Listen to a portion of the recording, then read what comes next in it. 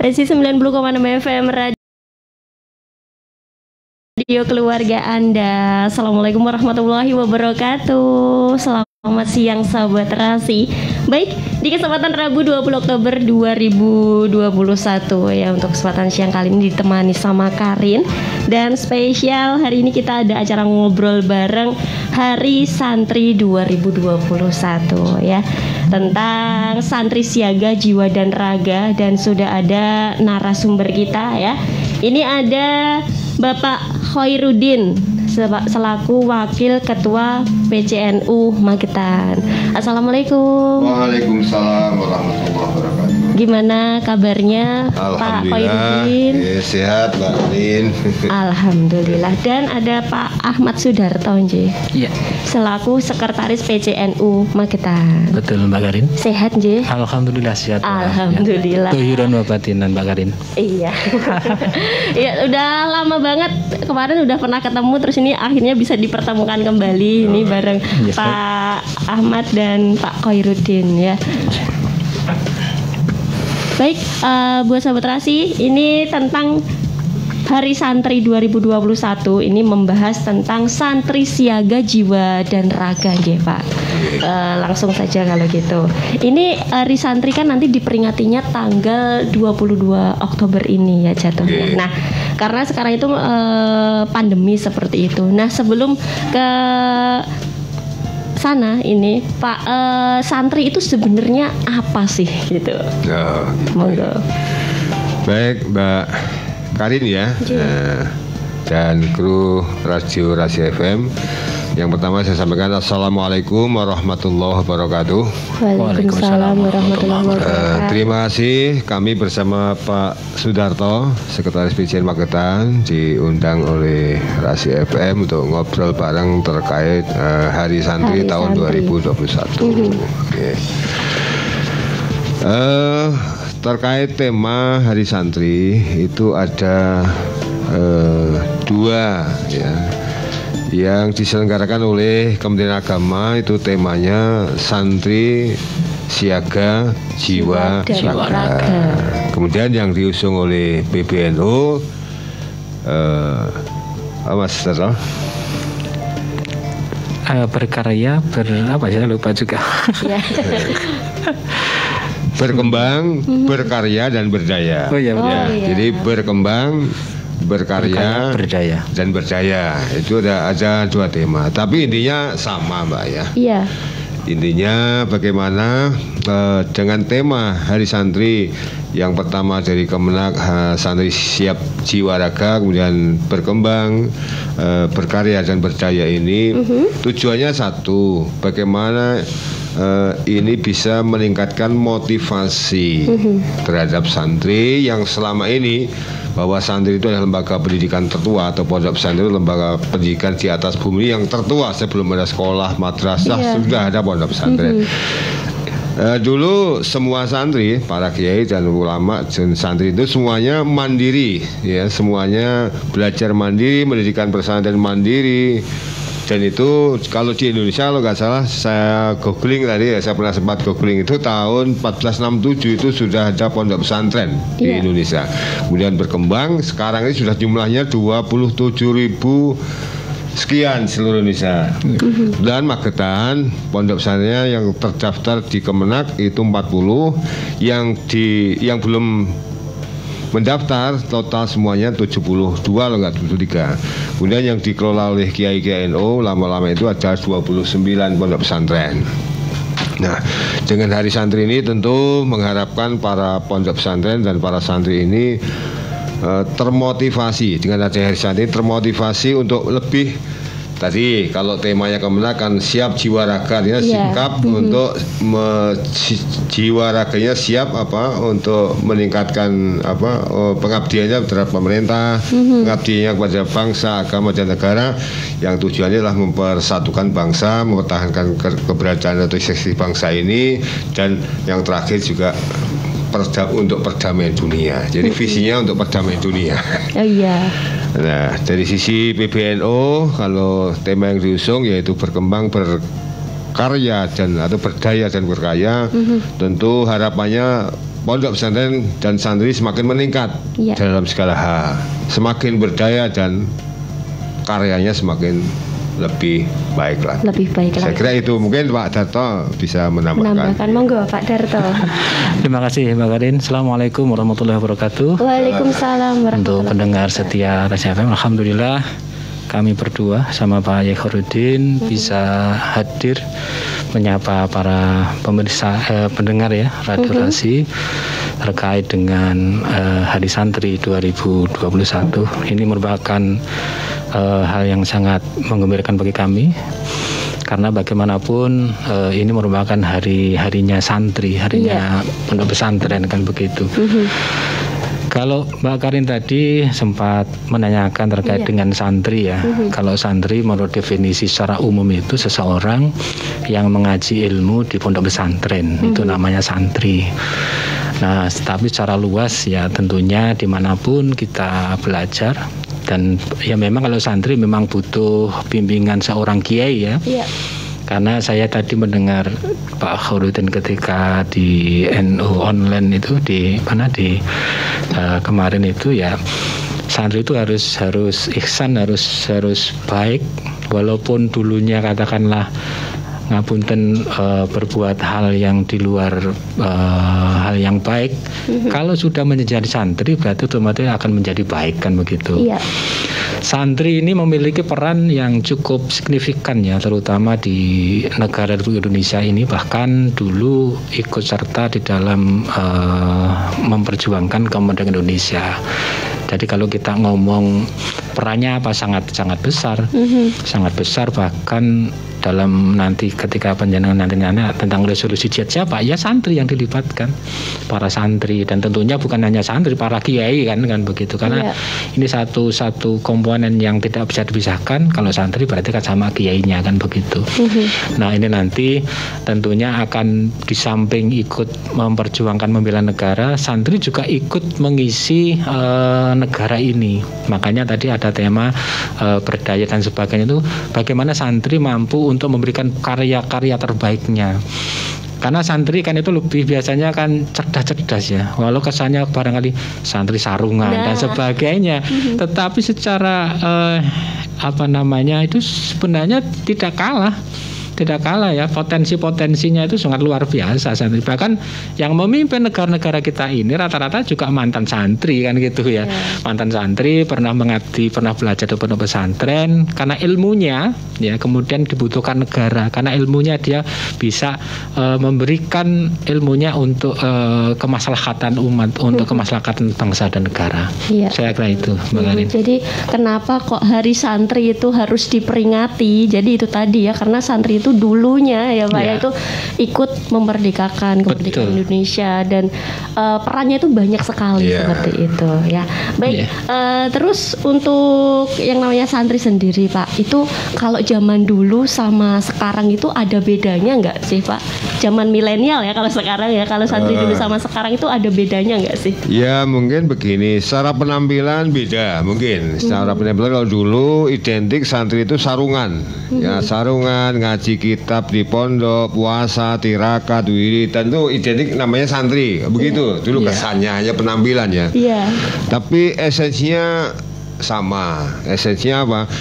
Ya santri itu esensinya meningkatkan kapasitas spiritual pasti ya. Kalau di pesantren itu kan yang diasah itu spiritualnya. Jadi ngaji kitab, riyadhah, puasa, tirakat itu mengasah spiritualnya. Apa spiritual itu? Kedekatan dirinya dengan Tuhan untuk mencapai tujuan surga. Itu sudah betul-betul diuji kalau bahasa Jawa. Diuji itu apa ya? Digembleng. Diuji itu benar-benar serius itu ya.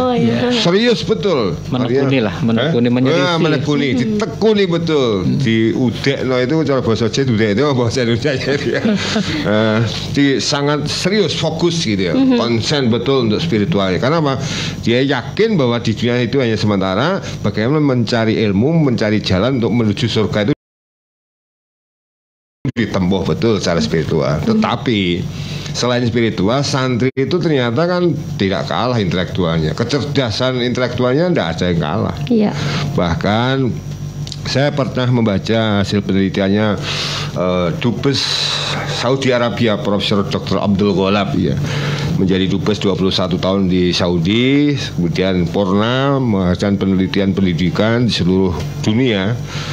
Hasil kajian beliau, hasil riset beliau, penelitian beliau, ternyata pendidikan di pondok pesantren itu daya tingkatnya atau peningkatan kualitas intelektual dan IQ-nya jauh lebih tinggi dibanding pendidikan di luar pondok pesantren.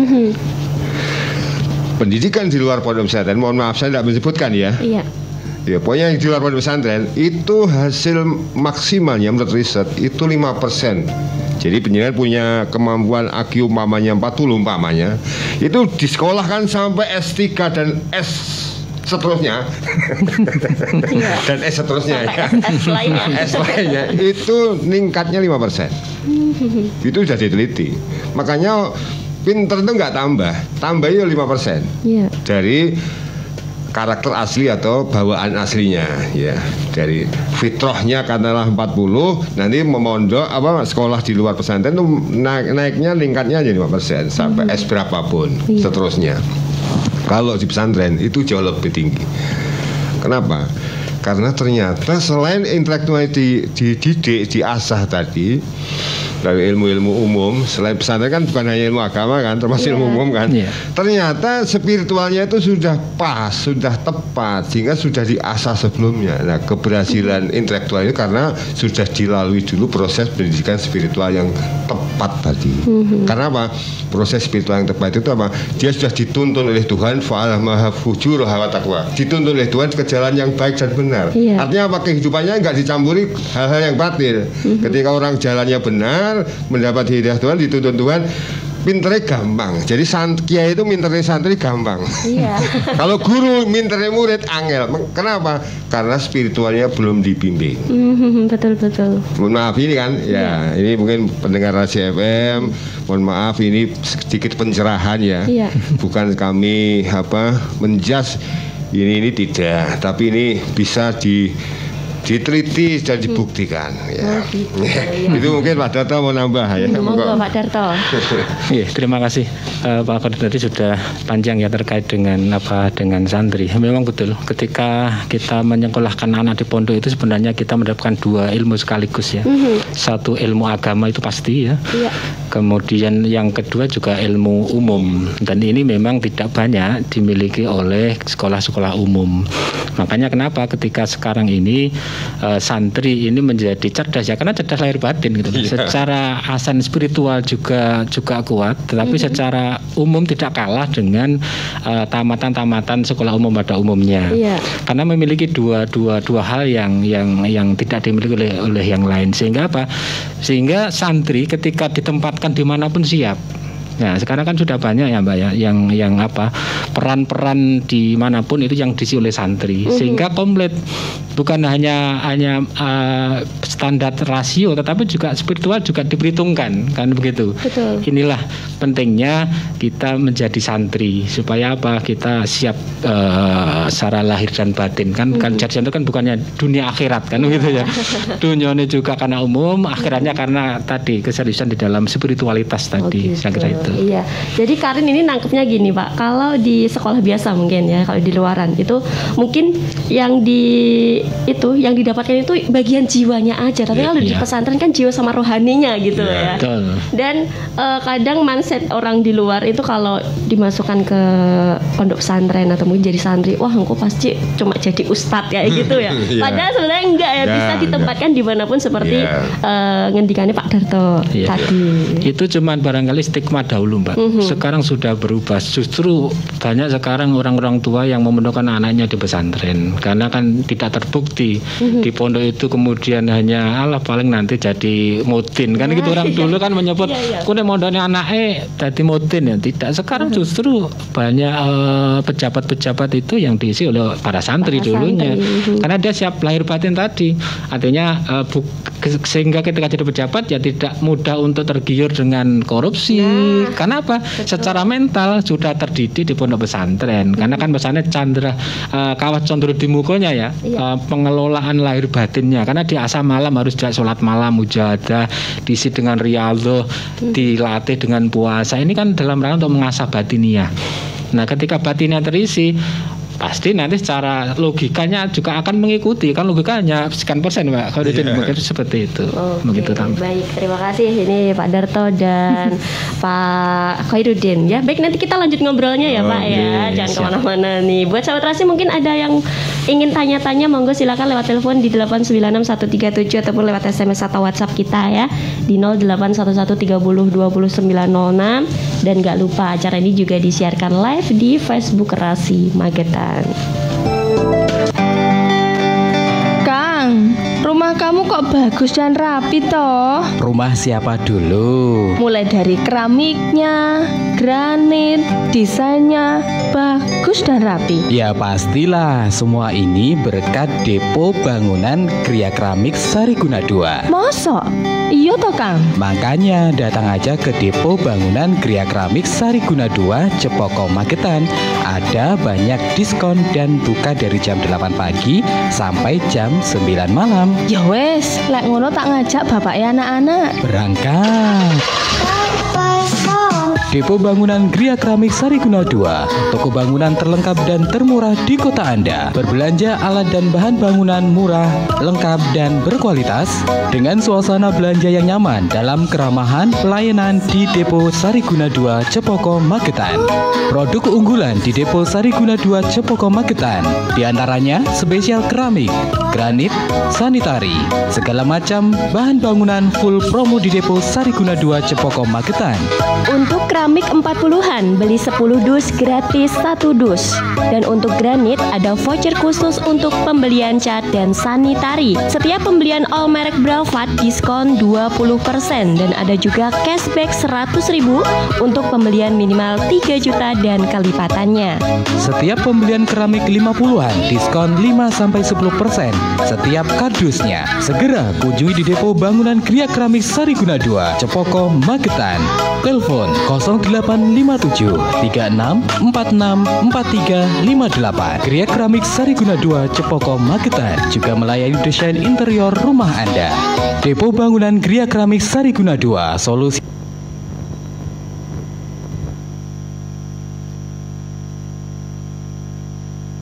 Pak gek iki kok wis wayah garap sawah. Gek durung mengko ragat anak sekolah. Piye itu solusine, Pak? Yo comek piye-piye wae to, Bu. Lah piye to, Pak? Pak, nyatane sampai saiki yo durung ana solusine. Sudah. Wis gak usah bingung. Urusan dana percayakan saja pada KSP Pangestu. Loh, lah kok podo karo sing tak pikir, Pak Lah iya, nang KSP Pangestu kuwi proses pengajuan pinjaman cepat tanpa survei, bunga ringan, uga jenis pinjamane akeh, ana bulanan, musiman lan liya-liyane. Bermula dari sebuah keinginan untuk mengangkat derajat kesejahteraan, KSP Pangestu hadir membantu Anda dengan memberikan bantuan pinjaman dana dengan jaminan BPKB dengan proses cepat, tanpa survei, langsung cair, bunga ringan, BPKB dijamin aman, serta pinjaman lunas BPKB langsung dikembalikan. Syarat pengajuan pinjaman, menyerahkan BPKB asli, SNK, KTP dan kartu keluarga, serta cek fisik kendaraan. Tunggu apa lagi? Segera hubungi KSP Pangestu, Cabang Magetan, Jalan Kalpataru 34 Tawangano Magetan, atau Barat Toko Roti Devira. Telepon 0351 897 766. KSP Pangestu, pilihan tepat Anda.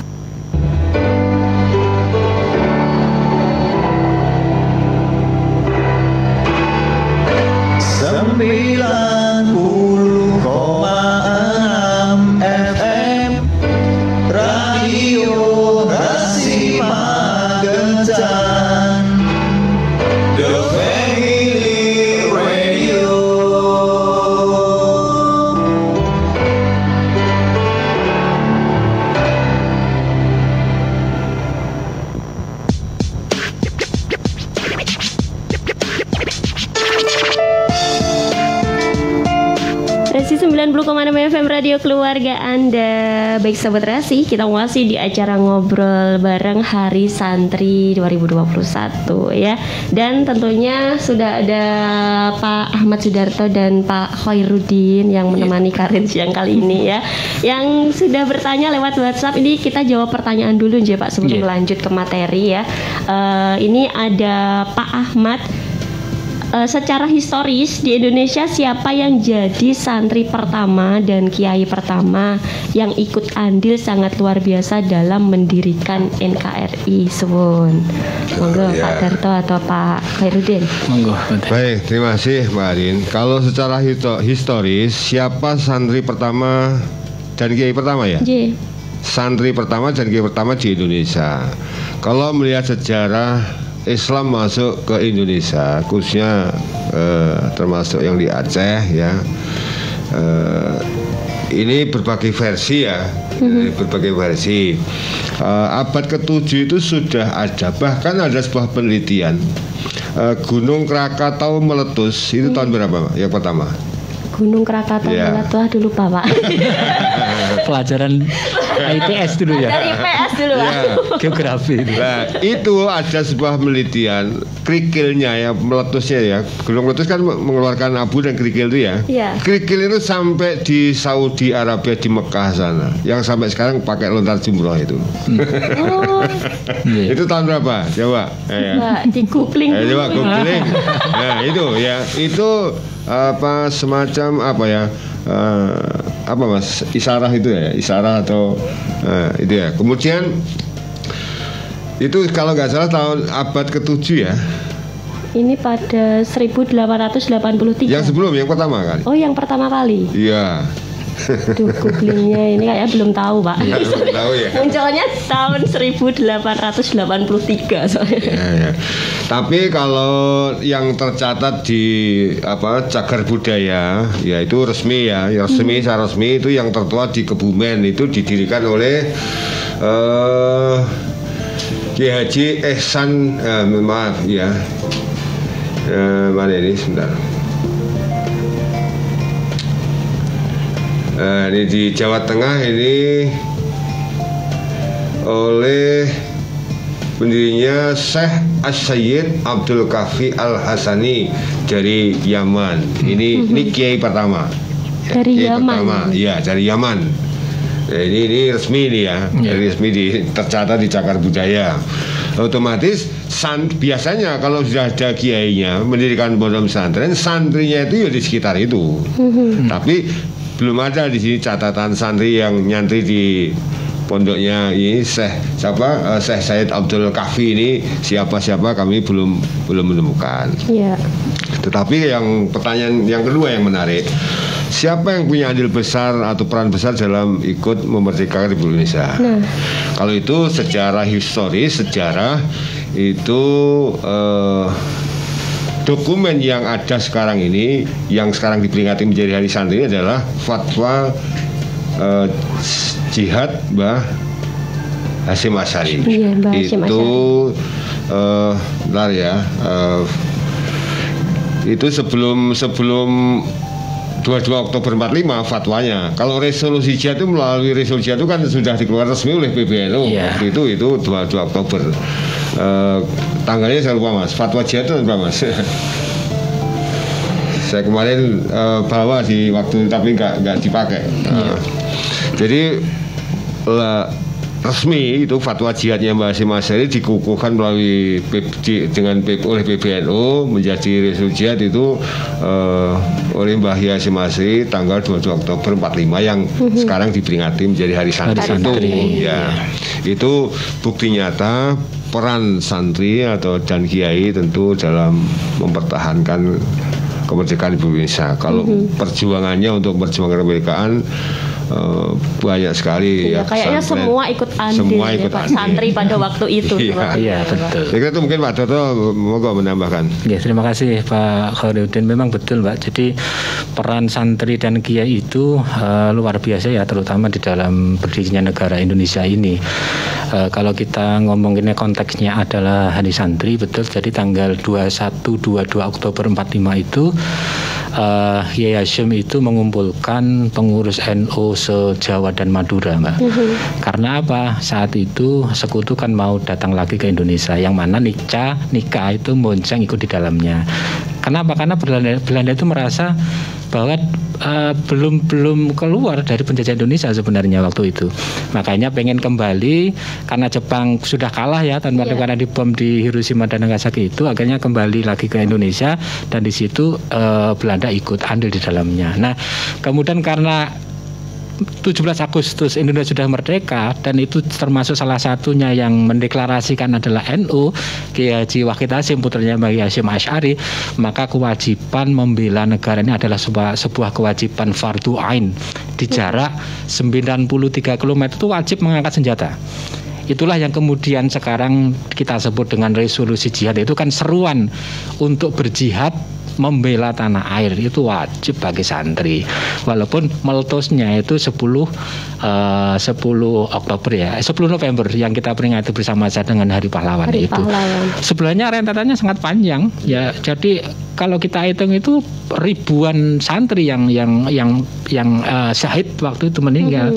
Kenapa? Karena ya musuhnya tank. Inggris itu kan pemenang Perang Dunia II. Mereka dengan senjata lengkap. Nah, kita hanya santri yang pakai modal bambu runcing kan. Secara nalar kan nggak mungkin menang. Tetapi karena Allah berkehendak lain, karena santri dekat dengan Allah tadi, sehingga perjuangan kan semangatnya luar biasa. Makanya disatukan para santri se-Jawa dan Madura berbondong-bondong untuk melawan penjajah. Karena kan pengen kembali lagi. Saya kira itu. Jadi kalau kita ngomong santri, kalau kita tadi konteksnya adalah siapa santri, ya berarti kayaknya Kiai Hasyim Asy'ari. Karena yang memelopori untuk itu tadi resolusi jihad. Dan bahkan sebelum itu di era tahun-tahun 18, tahun 16 itu sudah perjuangan NU luar biasa di dalam melawan penjajah, walaupun caranya tidak melalui perjuangan angkat senjata, tetapi mendidik bangsa ini yang masih terjajah untuk dididik biar berani untuk berjuang melawan penjajah. Nah, melalui pendidikan, melalui ekonomi, melalui dan lain sebagainya, NU sudah memelopori itu di cikal bakal berdirinya Nahdlatul Ulama. Sampai dengan berdiri tahun 1926, kemudian resmi NU memiliki organisasi wadah yang namanya Nahdlatul Ulama tadi. Saya kira itu, Mbak. Baik, ini buat Pak Ahmad ya, yang tadi tanya kiai pertama yang ikut andil, yaitu Kiai Haji Hasyim Asy'ari. Mungkin saya bisa nambah sedikit, Mbak, monggo. Terkait keluarnya resolusi jihad itu berawal dari secara kronologis ya, supaya lebih jelas mungkin pemirsa atau pendengar radio Rasi FM. Ketika Indonesia diumumkan merdeka pada 1745, kemudian pada 31 Agustus 45 itu Belanda mengajukan permintaan kepada pimpinan Surabaya untuk mengibarkan bendera triwarna dalam rangka merayakan hari kelahiran Ratu Belanda Wilhelmina Armagh. Ya, itu. Nah, jadi kemudian 17 September karena merasa ini kok Belanda kok minta izin mengibarkan bendera, padahal Indonesia sudah merdeka kan. Ini kan merasa gimana kalau orang sudah merdeka kok dia minta, kan merasa gimana, tertantang begitu ya. Nah, akhirnya 17 September 45 Mbah Hasyim Asy'ari itu mengeluarkan sebuah fatwa jihad yang berisikan ijtihad bahwa perjuangan membela tanah air itu sebagai suatu jihad fisabilillah. Nah, kemudian peristiwa berikutnya 19 September 45 terjadi insiden tembak menembak di Hotel Oranye antara pasukan Belanda dan para pejuang Hizbullah Surabaya. Ya, seorang kader Ansor, ya, santri NU ini bernama Cak Asy'ari menaiki tiang bendera dan merobek warna biru atau bendera Belanda ini sehingga hanya tertinggal merah putih. Kemudian peristiwa berikutnya 23-24 September terjadi perebutan dan pengambil alihan senjata dari markas dan gudang-gudang senjata Jepang oleh laskar-laskar rakyat termasuk Hizbullah. Kemudian 25 September 45 bersamaan dengan situasi Surabaya yang makin mencekam, laskar Hizbullah Surabaya dipimpin Mbah Kiai Haji Abdul Nafi melakukan konsolidasi menyusun struktur organisasi. Kemudian dibentuk cabang-cabang Hizbullah di Surabaya dengan anggota antara lain dari unsur pemuda Ansor dan Hizbul Waton yang diputuskan dipimpin pimpinan Hizbullah Surabaya Tengah, Mbah Husaini Tiwai dan Moh Muhajir ya. Kemudian 5 Oktober pemerintah pusat membentuk Tentara Keamanan Rakyat ya, TKR, TNI sekarang ya. Nah, kemudian berikutnya tanggal 25 Oktober 45 meletus pertempuran 5 hari di Semarang antara sisa pasukan Jepang dan yang belum menyerah ya. Kemudian pada tanggal 21 dan 2 Oktober 45 PBNU menggelar rapat Konsul NU se-Jawa dan Madura yang mengeluarkan resolusi jihad itu yang sekarang ditetapkan menjadi Hari Santri. Hari Santri. Jadi prosesnya Hari Santri itu secara singkat Mbak ya. Iya, sejarahnya wow panjang sekali. Iya, kalau dibaca panjang sekali nih ya. Ini diringkas padat. Ya, diringkas gitu, ya. Saya kira itu Mbak Karin tambahan dari saya. Terima kasih. Ya, baik Pak Ahmad, pertanyaan sudah dijawab ya sama Pak Khairuddin dan Pak Darto. Yeah. Baik, ini lanjut ke pertanyaan yang kedua. Yeah. Ini ada Bu Ida. Selamat siang Mbak Karin, mau tanya gimana cara atau tips memilih pondok yang baik untuk anak. Terima kasih. Pak Darto. Terima kasih Mbak Karin. Memang betul Bapak sekalian, banyak sekali ya pondok pesantren yang menawarkan program, menawarkan tentang jenjang pendidikan kepada anak-anak kita. Namun memang kita harus selektif ya, karena bagaimanapun ada beberapa pondok pesantren itu yang masih secara ideologi itu ngapun dan bertentangan dengan ideologi kita. Misalkan dilarang untuk hormat bendera. Nah ini kan yang perlu kita waspadai ya. Walaupun casingnya pesantren, mungkin tahfidz misalkan, tetapi di dalamnya ternyata di situ banyak mengajarkan ideologi-ideologi yang bertentangan dengan ideologi negara kita. Boleh melawan pemerintah misalkan.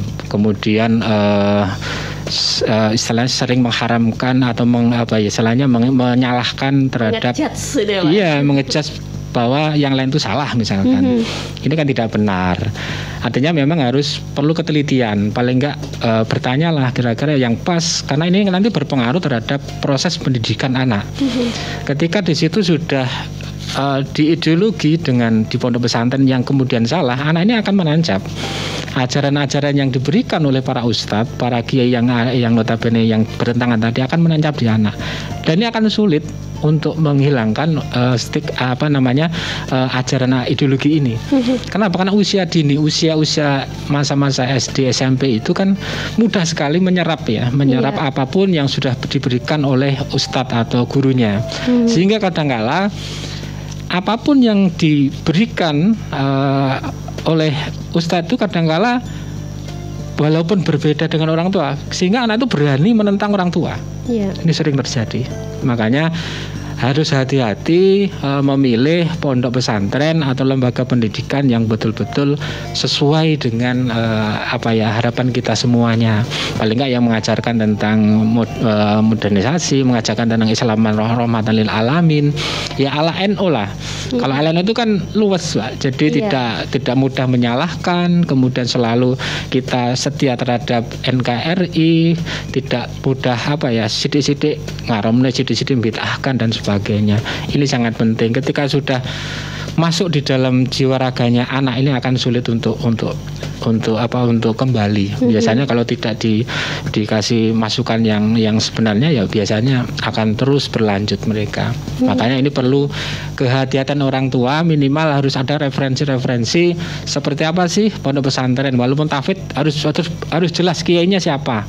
Kemudian ajarannya nanti seperti apa. Misalkan kalau tadi sudah disampaikan Pak Khairuddin yang ada 29 pesantren yang dibawa naungan NU itu pasti insya Allah mesti sejalan lah, sejalan dengan, bukan sejalan pemerintah, bukan, artinya tadi Islam rahmatan lil alamin tadi, tidak mudah menyalahkan, tidak kemudian sering-sering kamu bid'ah, kamu kafir dan sebagainya. Ini kan selalu nanti akan terjadi pertentangan umat kalau sering ya kalau namanya perbedaan di dalam memahami hadis Quran itu kan hal yang wajar. Iya, betul. Tapi tidak kemudian menjustis bahwa yang lainnya salah, yang benar saya. Yang lainnya kafir. Ya, misalkan seperti itu kan ini banyak terjadi. Ini makanya ini harus menjadi pertimbangan betul kepada orang tua.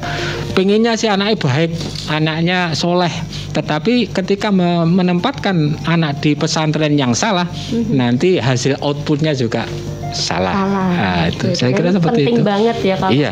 Memilih pondok yang tepat seperti itu ya. Jadi Betul, caranya betul. tadi itu dulu cari referensi, terus Iya. kiainya siapa, Iya. seperti itu ya Pak. Ya. Backgroundnya seperti apa kiainya. Nah ini kan juga perlu harus Harus kalau jelas. pengen tahu ya ke tangan PCNU lah, nanti kita arahkan. Oh ini loh ini misalkan maunya seperti apa. Khusus tahfidz, oh ini yang tahfidz NU.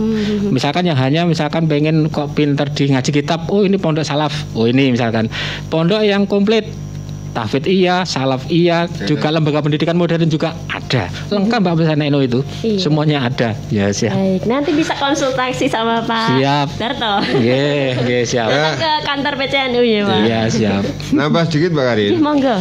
Terkait bagaimana memilih pesantren untuk anak-anak. Alhamdulillah saya sering bergaul di lingkungan segmen masyarakat manapun ya.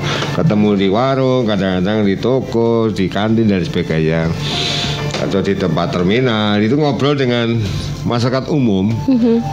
Itu tercetus sebuah kalimat begini, Pak, saya itu mau nyekolahkan anak sampai S2, itu mahal biayanya, sudah jual tanah, jual sapi, jual mobil, bahkan mau mencarikan pekerjaan anak juga sulit, Pak. Sekarang saya tobat katanya. Loh, tobat gimana, Pak? Saya sekarang milih nyekolahkan anak di pondok pesantren. Paling tidak biayanya terjangkau dan saya dapat untung. Untungnya apa?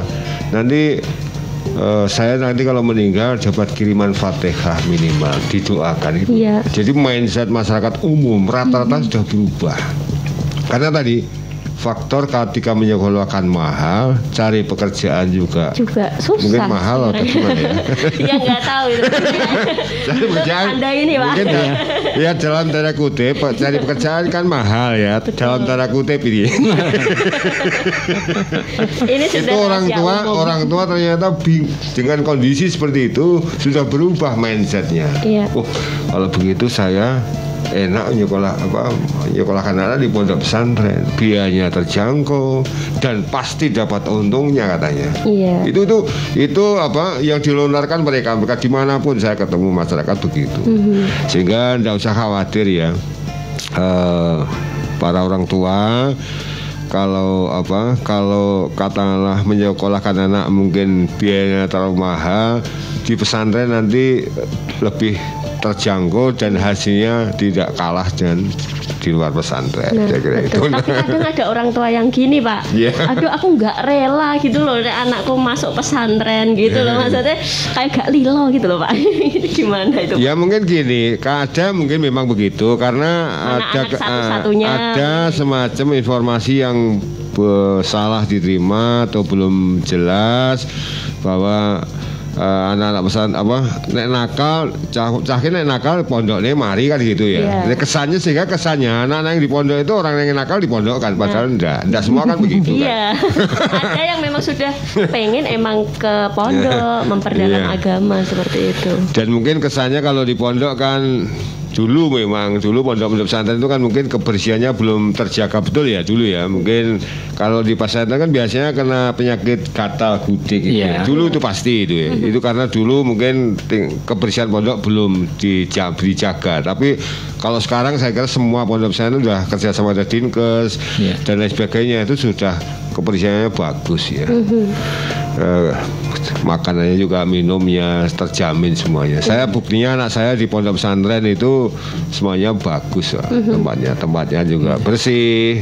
Katakanlah untuk kebutuhan fisiknya ya, katakanlah untuk ini olahraganya dan sebagainya semuanya bagus. Bahkan ada ekstra latihan pencaksilat, olahraga macam-macam, drum band, seni macam-macam. Sama kayak sekolah yang Iya sama. umum seperti Iya. itu ya Pak. Bahkan anak saya itu lomba debat perguruan tinggi tingkat nasional juara 3 nasional di Jakarta itu waktu itu Pak Mahfud MD ketua MK ya.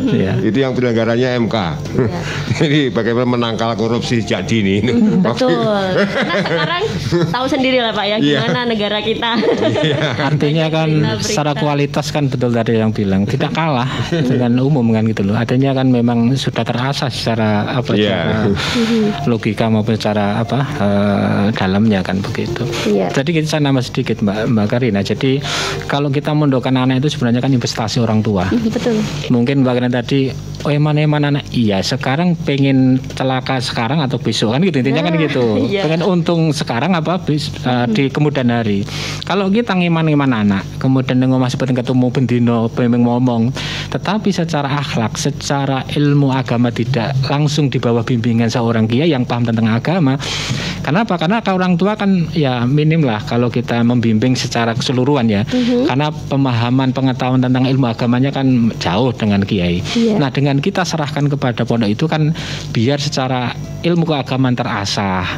Ya sekarang memang nolongso gak ketemu. Tetapi di kemudian hari nanti ketika anak sudah besar, sudah rumah tangga, nanti kita ketika meninggal tadi betul mendapatkan doa, kemudian takzimnya kepada orang tua juga berbeda dengan anak yang tidak mondok kan.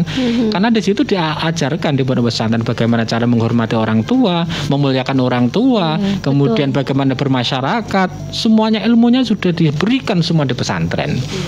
Nah inilah lengkapnya, makanya eman-eman tadi. Yang kedua juga hati-hati, artinya kan tidak sembarangan panjenengan memilih pesantren, jangan sampai keliru. Ketika keliru, ya Allah bisawab, nanti kita akhirnya akan nanti selamanya. Gimana, itu. Nah ini untuk masalah umur anak ini Pak, umur anak yang tepat untuk dimasukkan ke pondok pesantren itu kira-kira umur berapa sih Pak? Ya begini, kalau terkait umur berapa, semua jenjang umur di pondok pesantren kan ada, mulai dari RA Mas ya, umur RA itu ada sudah dipondokkan sampai ya perguruan tinggi kan di pondok. Cuman begini memang orang tua khususnya itu kadang-kadang sulit membedakan sayang dan mendidik. Begini maksudnya. Sayang anak, ya, karena sayang anak, pengennya tiap hari ketemu, semua kebutuhan keinginannya dipenuhi orang tua, itu sayang ya. Tapi kan tidak mendidik. Iya kan? Itu kan yang semuanya dituruti, itu kan tidak mendidik. Nah di situ kan bedanya sangat tipis antara sayang dan mendidik. Sayang tapi mendidik atau enggak? Kalau di pesantren semuanya itu motivasinya pendidikan. Jadi, mungkin agak terpisah dengan orang tua beberapa saat, mungkin 1 bulan sekali atau 6 bulan sekali baru ketemu. Tapi ini proses pendidikan dengan pisah dengan orang tua beberapa waktu, mungkin bulan dan sementara. Tapi ini pendewasaan spiritual anak. Ketika jauh dengan orang bagaimana harusnya? Ada kerinduan dengan orang tua, berarti berdoa. Orang tuanya juga rindu, kangen anaknya di rumah, kangen anak orang tua di rumah, anak di pondok, kangen anak, mau jenguk nggak boleh karena belum waktunya, makanya dia berusaha baca Fatihah sebanyak-banyak. Ini sebenarnya pendidikan. Jadi semuanya pendidikan ini. Nah ini orang tua. Jadi Bapak Ibu pendengar Raja FM, tolong bedakan mana sayang, mana mendidik. Kalau bisa membedakan itu, maka akan tepat. Tipis kulit bawang. Betul. Sulit. Nah itu tadi. Mungkin itu tambahan saya. Oke, siap Pak. Dan ini kan Hari Santri ini sudah 2 kali ya kita merayakannya di masa pandemi ini Pak. Iya. Kalau untuk saat ini, untuk tahun 2021 ini ada kegiatan apa aja ini Pak? Nah ini yang koordinatornya Pak Darto yang tahu sih. Terima kasih Pak Odin dan Mbak Karin. Jadi PCN Magetan untuk tahun 2021 ini memang banyak agenda ya, walaupun ini masa pandemi tapi kita tidak berdiam diri. Insya Allah ini demi kemaslahatan umat juga. Jadi kita merangkai agenda itu ada sekitar 12-13 agenda. Kita awali pada tanggal 4 kemarin 4 Oktober itu dengan MOU dengan BPN. Jadi dalam rangka percepatan proses sertifikasi tanah wakaf kan gitu. Ini juga dalam rangka masjid, musola atau apapun yang nanti mau diwakafkan prosesnya akan dipercepat. Ini bentuk kerjasama kita NU dengan BPN. Kemudian berikutnya hari ini kemarin ya itu ada lomba pidato. Ini untuk kepiawaian putra-putri Nahdliyin ya, terutama itu kemarin dikemas oleh Fatayat NU di Kabupaten Magetan itu sudah. Hari ini ada sarasian undang-undang pesantren ya, dana abadi pesantren. Kita mengundang dari DPR RI, kemudian Bapak Bupati, karena penentu kebijakan daerah. Ini penting karena menyangkut terkait dengan eksistensi pesantren, menyangkut tentang dana umat dan sebagainya, itu bisa dari perpres ini. Hari ini juga ada lomba pondok pesantren se-Kabupaten Magetan ini bertempat di Semen, Tegalrejo Semen ya, Nguntoro Nadi. Ini adalah untuk bukan mengadu ya, istilahnya kompetisi perlombaan membaca kitab kuning, kemudian memaknai dan sebagainya. Inilah diuji. Jadi santri itu walaupun belas tahun coba diuji, diadu lah kan gitu. Bukan berarti mengadu, bukan, ini untuk melatih saja supaya latihan untuk berkompetisi. Kemudian besok tanggal 22 itu ada upacara di alun-alun. Kita sudah komunikasi dengan Pemkab, jadi kita jadikan satu, walaupun nanti tetap menerapkan prokes dengan jumlah yang sangat terbatas. Kalau biasanya kita di komplek kantor BCNU ya. Untuk tahun ini kita bersama-sama dari unsur Kemenak, kemudian dari Ormas, kemudian juga dari Pemda. Kemudian juga nanti ada lomba tumpeng HSN, itu nanti yang mengemas, yang mengadakan ibu-ibu muslimat, kan biasa yang masakan muslimat ya. Kemudian nanti juga ada lomba kompetisi olimpiade yang diadakan oleh lembaga pendidikan Ma'arif. Jadi saat ini sudah ada 73 lembaga pendidikan yang tergabung dalam Ma'arif. Ini untuk mengadu kepiawaian di bidang matematika, sains dan sebagainya. Nanti ada olimpiade siswa-siswi atau santri dari LP Ma'arif, dan nanti terakhir ditutup insya Allah kita tadabur alam, kita mau naik puncak Gunung Lawu, Mbak. Jadi para kiai nggak cuman berdiam diskusi di kantor, kita ajak, kita zikir neng Gunung Lawu kan gitu. Ekspedisi santri ya. Ekspedisi santri namanya. Nanti insya Allah kita akan bersama-sama, tapi tetap dikawal tim yang ahli, bukan karena kiai ini harus dijaga ya. Jangan sampai ada apa-apa, nanti jangan nyiapkan bekalnya sudah ada, yang kesehatan juga ada. Nanti kita insya Allah itu tanggal 30, terakhir nanti 30, finalnya tanggal 30 Oktober ini. Kegiatannya banyak sekali ya, insya Allah ya, luar biasa. Tapi dengan tadi tetap kita menjaga progres, tempatnya karena berbeda-beda. Tidak dalam satu momen tempat, bukan, tapi berbeda-beda. Memang kita sengaja seperti itu untuk menghindari kerumunan. Jadi setiap titik itu kita batasi, tidak perlu lebih dari 20 misalkan, supaya kita tetap juga mengacu terhadap aturan-aturan pemerintah. Ini toh untuk kebersamaan kita juga. Karena wabah juga belum selesai kan gitu, nggih, Pak. Iya, baik. Semoga ini acaranya berjalan dengan lancar sampai selesai ya, Pak. Ya. Baik, ini Karen tuntaskan dulu kebersamaan kita, Pak, di acara ngobrol Hari Santri ini ya. Tapi sebelum Karen tutup, mungkin Pak Hairudin dan Pak Darto ada pesan yang ingin disampaikan buat masyarakat yang ada di Magetan, monggo silakan. Ya, terima kasih Mbak Karin. Pesan kami buat warga NU khususnya dan masyarakat Kabupaten Magetan, dengan adanya Hari Santri ini, mari kita lebih bergairah lagi belajar agama. Tentu selain belajar agama ya mengamalkan agama dengan sebaik-baiknya. Karena dengan mengamalkan agama itu insya Allah kehidupan kita akan jauh lebih baik. Saya kira itu. Nah, terakhir Pak Darto. Terima kasih. Sedikit yang saya sampaikan di akhir, saya hanya menggarisbawahi terkait dengan tadi yang dimintakan pertanyaan dari pendengar ASI. kita harus hati-hati ya dalam menyekolahkan anak kita di pondok pesantren. Makanya harus dipilih pondok yang betul-betul pondok pesantren yang rahmatan lil alamin, tidak pondok pesantren ekstrim, tidak pondok pesantren eksklusif. Kita pondok pesantren yang ala-ala NU, Ahlussunnah wal Jamaah, biar ini menjadi aset orang tua, aset investasi para bapak ibu sekalian, sehingga ke depan bisa mendoakan kita semuanya. Saya kira itu. Ya, baik. Terima kasih Pak Darto dan Pak Khairuddin sudah hadir di Radio Rasa FM. Sama-sama Mbak Karin. Bisa bertemu di lain kesempatan lagi ya Pak. Siap, dan kita selalu diberikan kesehatan. Amin. Ya. Baik sahabat Rasi, kita tuntaskan kebersamaan kita di acara ngobrol bareng Hari Santri untuk hari ini ya, dan akhirnya di kawasan MT Haryono Permai 13 Magetan. Karin pamit, selamat siang. Wassalamualaikum warahmatullahi wabarakatuh. Waalaikumsalam warahmatullahi wabarakatuh.